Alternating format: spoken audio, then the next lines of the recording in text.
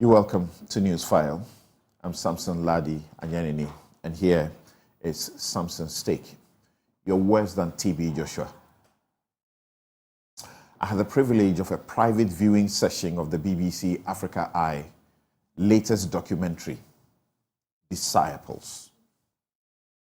You can trust Anas Arameyaw Anas and his team to dig up the evidence that elude even state investigators with all the resources.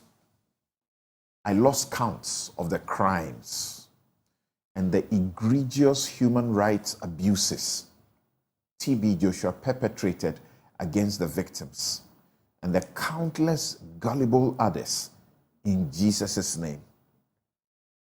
It is difficult to discount the harrowing stories of the experience of hell itself by the former disciples.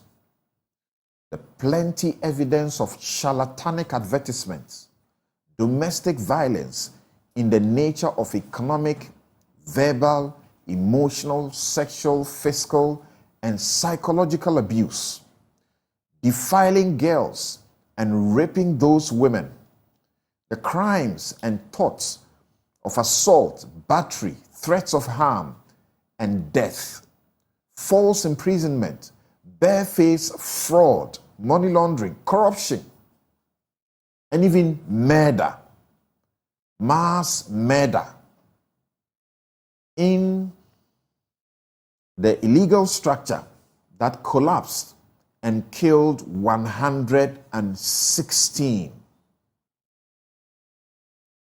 These go on right here in Ghana.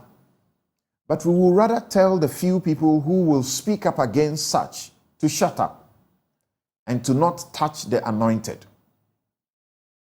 We see so-called pastors violate the dignity of people by subjecting them to all sorts and chaining some like animals to trees. They starve them and feed them like dogs. The IGP cracks the whip on charlatanic prophets who hear God speak only on 31st December night and only about doom, and we insult him for attacking the church. Kids have watched unthinkable stuff by ritualists on TV and influenced to kill their friends for money.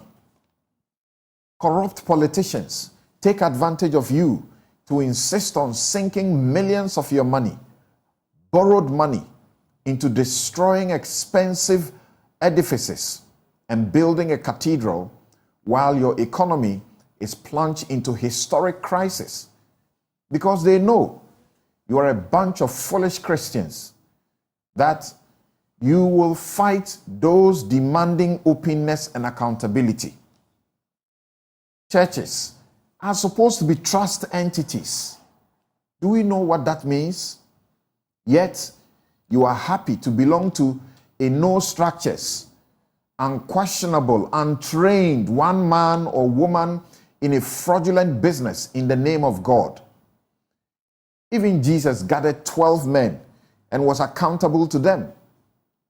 Be wise as the serpent and choose men who are diligent, present themselves approved to God as workers who do not need to be ashamed, rightly dividing the word of truth. That's the Apostle Paul's instruction to you who call yourselves a Christian. We should, like Kenya, demand minimum professional qualification for clerics. Without basic theological training in Kenya, you can't be a pastor.